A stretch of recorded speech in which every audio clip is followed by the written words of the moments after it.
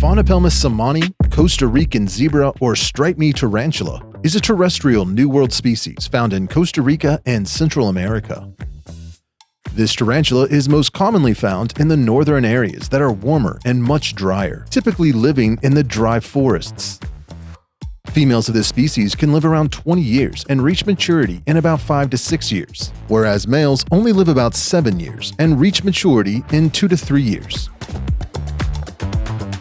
Females can grow to nearly 5 or 6 inches, with males being slightly smaller. These tarantulas will have a dark brown coat complemented by a white or beige-colored stripes running along its legs.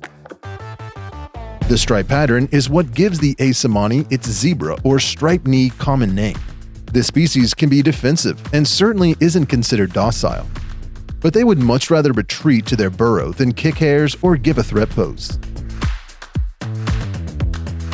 As spiderlings, they spend the majority of their time burrowed deep into the substrate, only occasionally coming out into the open, usually to feed or have a drink.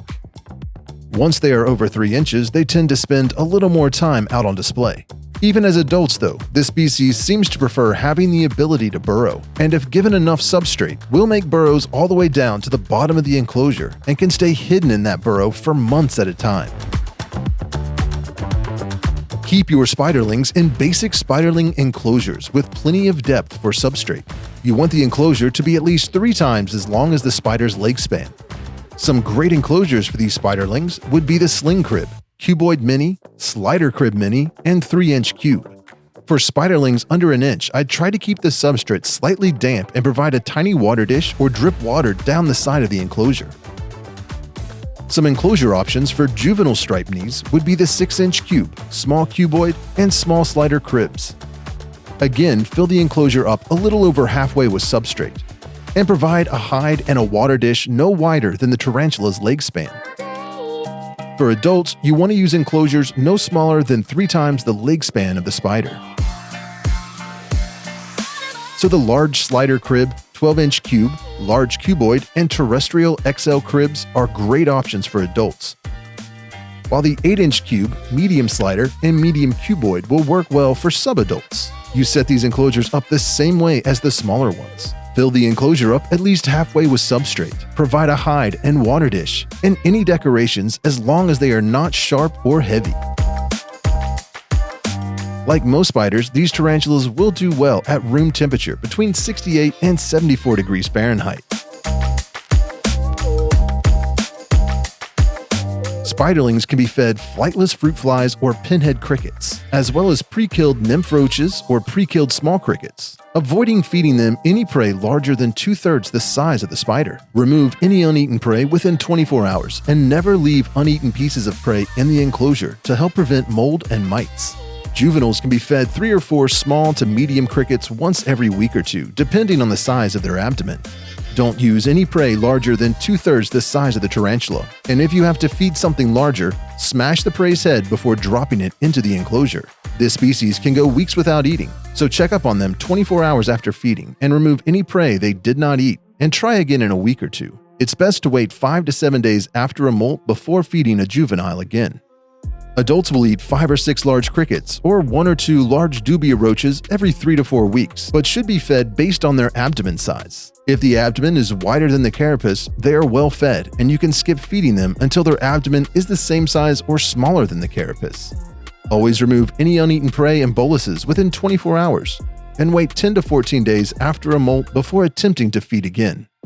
Now let's set up an enclosure for the Aphonopelma seemanni blue-formed juvenile in the Tarantula Crib 6-inch cube enclosure. We will be using the terrarium substrate made by the BioDude specifically for arachnids. Fill the enclosure up just over halfway so the spider has plenty of depth to burrow.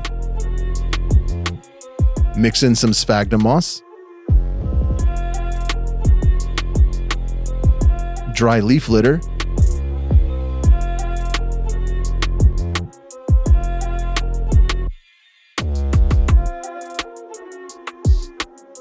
and some BioShot.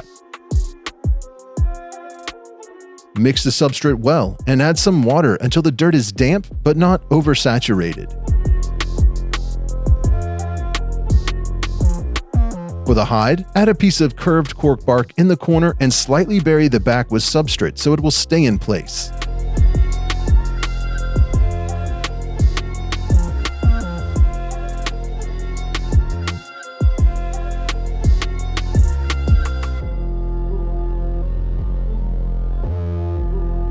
Now add any live plants or other decorations and find a place for the water dish as far from the height as possible.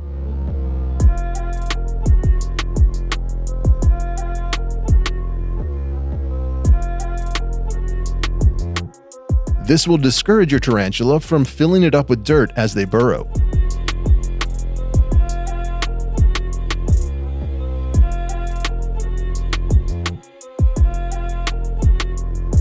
Now break up some dry sphagnum moss and dry leaves and sprinkle them around the top of the substrate for a naturalistic look. You can also add some sand and rocks, like the Exoterra Stone Desert, to really emulate that scrubland appearance.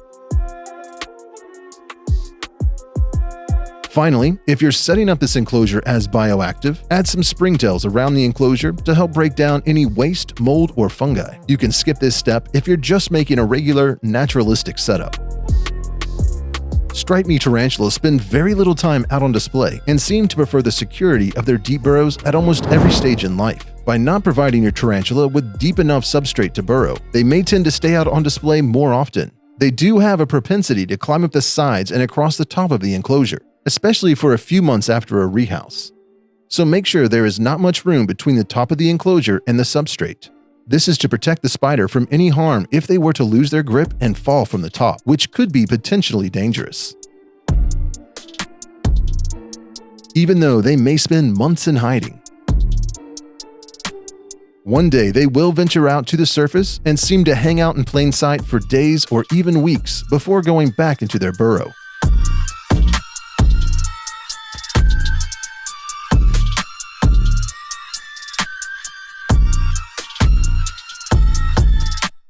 These tarantulas are very easy to care for, widely available, and a staple in the hobby. They're definitely a must-have species for any tarantula keeper.